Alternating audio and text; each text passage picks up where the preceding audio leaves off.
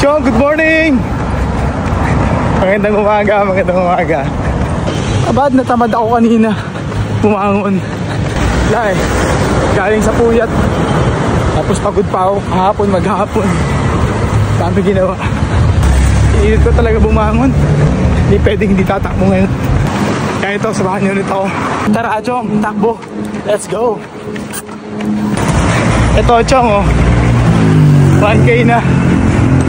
Let's go. Ito yung challenge sa mga runners, sa mga lumalakad sa umaga.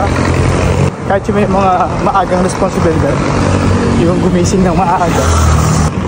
Sa gabi, pagod, puyat. So kailangan ng pahinga. Yun ang challenge, yung pagising ng maaga. Kailangan natin bumangon. Chong, 2K. Let's go. Ako, ginagawa ko bago ako matulog, sineset ko na yung alarm ko, chinecheck ko na. Kasi 4 AM setting ko ng gising. Kahit na halos araw-araw ko ginagawa yun, tiyang ina, tinatamaan pa rin ako ng katamaran. Pero bumabangon talaga ako, pinipilit ko talaga bumangon kahit ang hirap. Kuha yung sapatos, suot, bihis, hanggang sa makalabas na ako ng bahay. Ang problema kasi, kung hindi ako tumakbo, nagigilty ako. Nagagalit na ako sa sarili ko. Mas masarap kasi yung pakiramdam ko sa maghapon kapag nakakatakbo ako or nakakapaglakad or nakakapagbuhat. Pilitin natin bumangon araw-araw. Tara, Chong, takbo. Ayun, Chong, 3K na. Let's go.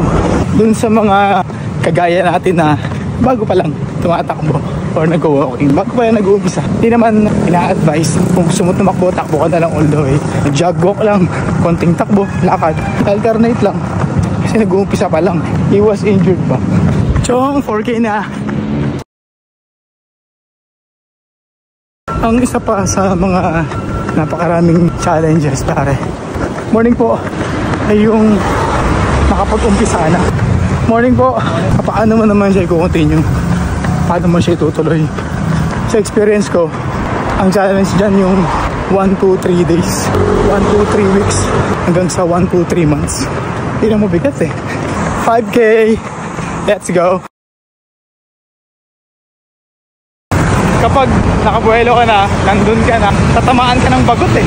Ulit-ulit, to board na. Gising ng maaga, takbo, nakawala ng gana. May mga ganyan eh. Ako, ang ginagawa ko, nilalig ako ng diin, pare. Nilalig ako ng challenge. Parang hinahambol ko yung sarili ko, parang ganun. Kung dati, sample, halimbawa, meron kang 15 minutes na takbo, 45 minutes na walk. O kung ganun ang ginagawa, medyo nakakapagod. Next time, gagawin ko, 30 minutes yung walking, 30 minutes yung takbo. So parang mayroon pong bagong flavor, may bagong challenge. Effective naman, bumabalik naman yung gana. Chong, 6K. Chong, 7K. Let's go.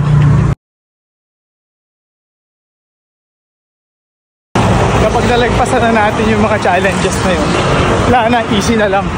Addicted ka na doon sa routine. Morning po! Morning po! Ayaw mo na lumipas yung umaga o yung buong araw. Morning! Hindi ka nakakatakbo, hindi ka nakapag-walking, or hindi ka nakapagbuhat. Chong! 8K! Let's go! Chong! 9K! Chong! 10K!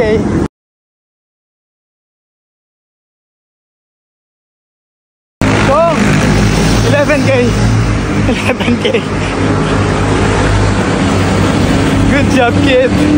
Sabi nila, ano daw dapat? Motivation o discipline? Sa akin parehong goods yan, parehong okay yan. Good morning po! Ang pagkakaiba lang, yung motivation kasi pare, uuubos. Hindi ka araw-araw motivated eh. May araw na ayaw mo, tinatamad ka. Yun yung sa mga challenges.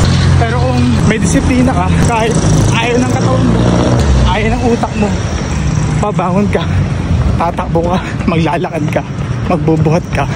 So, disiplina ako. So, tama na ang daldal, Chong. Dito tayo sa daan. Tara, Chong, takbo. Let's go. Pare, 12K na.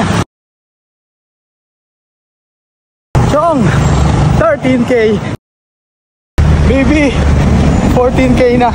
Let's go. 15 kilometers, Chong. Kita-kita tayo sa daan, pare. Doing a good job, kid. Let's go.